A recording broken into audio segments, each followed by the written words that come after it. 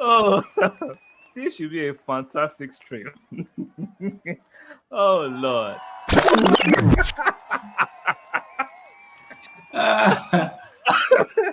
Oh, this should be a fantastic stream. Oh Lord. Welcome and welcome to the present. Yes, Manchester United just edged Fulham 1-0 at the Craven Cottage. Not the best of game, kind of scrappy. Manchester United are struggling form.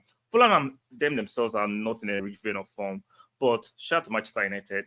They found a way to win it in the twilight of the game. The controversial player that divides opinion among the ranks and files of Manchester United fans, Bruno Fernandes, scoring that fantastic goal to make it 1-0.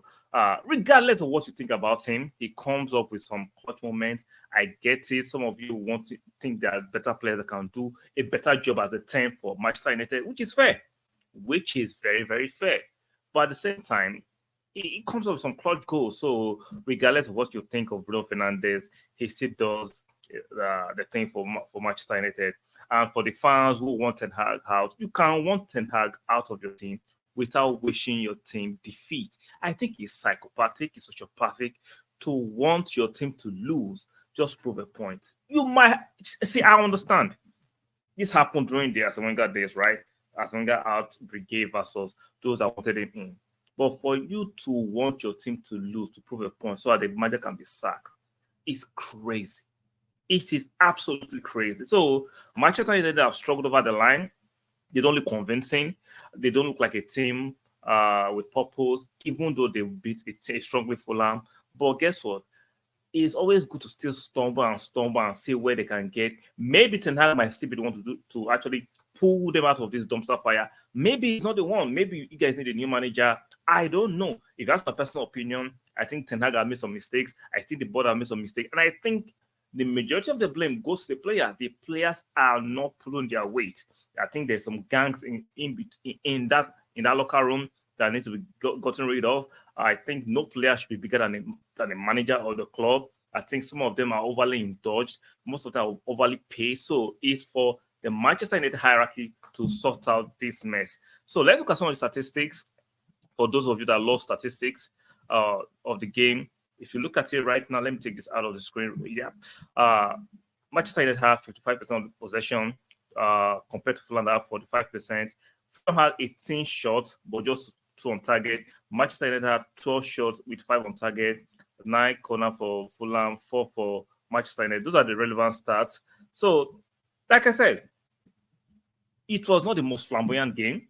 It was a struggle game. I like the game was not exciting to watch as a rival, but I could still watch Manchester United matches objectively. it was not great. It was not great. Ten Hag has a lot of work to do to regain some of the fans that think he's not good enough for the future of the club. And those that are supporting him, I can see why you're supporting him. But let's be fair. Some of the signings Ten Hag has brought to the team have not done any good to the team. Anthony looks dreadful. How did they sanction 100 million euros for Anthony?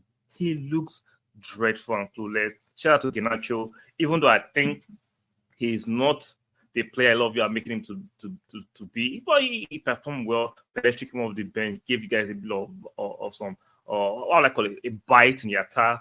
He was actually pressing. He was not actually hurried the Fulham players to recover the ball that Bruno Fernandes finally scored. So young players are pulling their weight. Score methodology was not great, but it was average. Harry Maguire and Evans at the back, like this is crazy. Now you can escape with this team, this lineup, and this squad against Fulham, against a better team like a Brighton, a Fulham, an Arsenal, a Chelsea, a Tottenham, a Man City.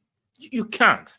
Manchester United stands out on the floor. They need to do something as quick as possible to bring it back. So, guys, let me know what you think about this result in the comment section. If you watch my the pre-match preview and I did earlier this morning, I was like, no matter how horrible I was thinking Manchester United was, but I still thought they had enough to actually get a result at Fulham, which they did.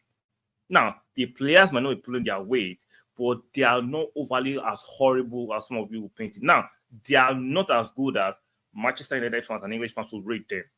But come on, they should be able to get a result against Fulham, which they did. So let me know your opinion in the comment section about these results. Manchester United beating and edging Fulham at the Craven Cottage. So do me a favor on your way out.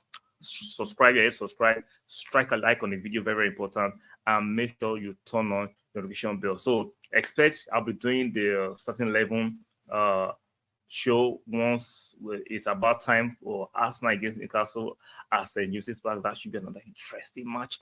Watch out for that, and expect me to do an instant match reaction after the match. Hopefully, I'm celebrating a victory.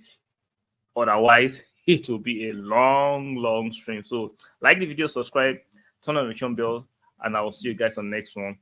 Bye for now.